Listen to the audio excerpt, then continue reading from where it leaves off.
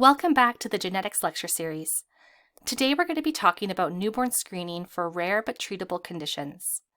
The purpose of newborn screening is to identify conditions that are treatable but may not be immediately apparent when the child is born, and that if left untreated are associated with either morbidity or mortality.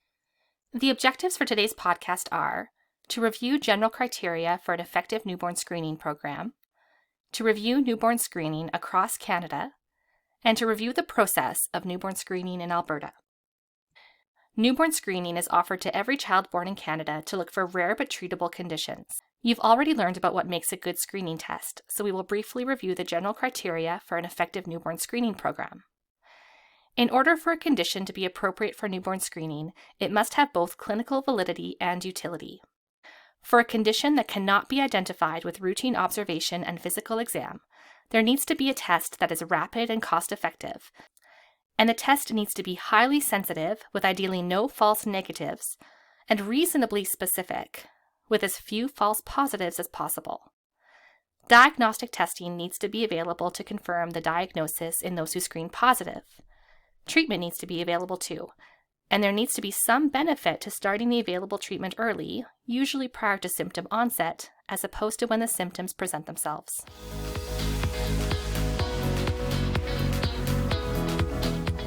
Newborn screening is mostly comprised of testing the blood of newborns for abnormal levels of various substances that are associated with specific conditions or diseases. A more broad definition of this program, though, includes bedside screening for congenital hearing loss and cardiac disease. You will be learning about these bedside screening programs elsewhere, so we'll be focusing on the blood tests in this podcast. In Canada, there is no national consensus as to which conditions should be screened for, so newborn screening programs vary from province to province. In Quebec, they screen for 14 conditions using blood and urine samples, while the remaining provinces use only blood samples. Ontario currently screens for the most number of conditions. It can actually be a bit difficult to compare the numbers from province to province, because provinces count the conditions in different ways. On the Alberta Health website, for example, they list 22 conditions that they screen for, but you will note that I list 25. The reason for the discrepancy is that they are combining some conditions and tests together, which accounts for their number being lower than what I'm presenting. For example, there are 3 sickle cell genotypes that they test for, but they only list sickle cell disease once. While Alberta does it this way, another province will separate out the genotypes as different conditions. In order to remain consistent, I have listed the number of conditions per province as the number of distinct conditions that they ultimately test for. This is not something for you to get hung up on, and you will not be tested on these numbers. What is important for you to recognize, though, is that where a newborn is located in Canada determines which conditions they're screened for. The territories send their samples to the provinces for analysis, and note that if you live in Nunavut, a newborn sample is sent to either British Columbia, Manitoba, or Ontario, so there's even some discrepancy within that territory regarding access to screening.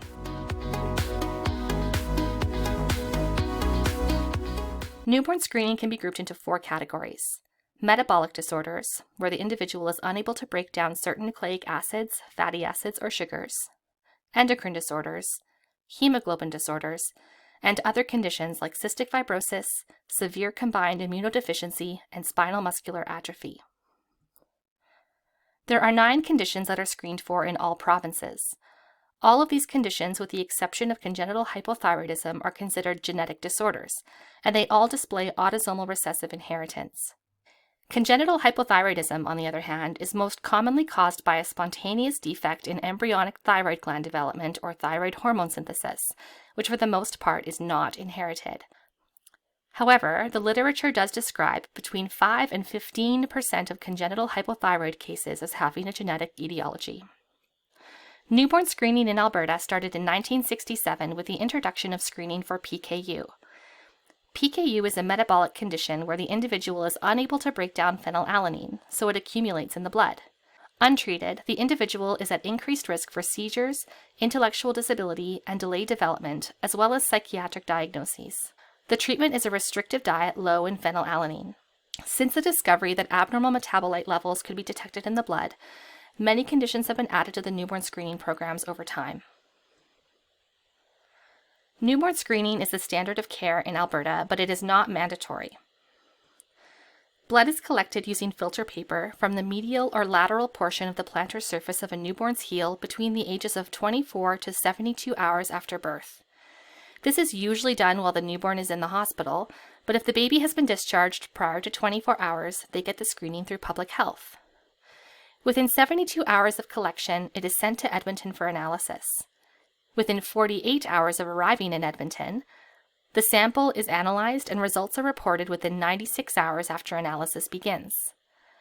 Negative screens are updated electronically, but positive screens are reported by telephone to the newborn's most responsible provider and the relevant specialist clinic. The caregivers of the newborn are then called and the positive result is explained, along with an explanation of what is recommended for definitive diagnostic testing.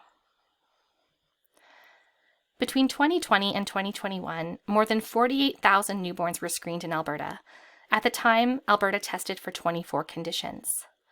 Of the 48,000 newborns screened, 214 newborns had an abnormal screen result and went on for diagnostic testing. Ultimately, 57 were diagnosed with one of the 24 screened conditions. Newborn screening is dynamic, with the most recent condition, spinal muscular atrophy, being added to the newborn screening panel in 2022. We're going to be learning a bit more about this condition in the next podcast, as it helps to illustrate why a condition might be included on a newborn screening panel and how our understanding of genetics can be harvested for therapeutic strategies.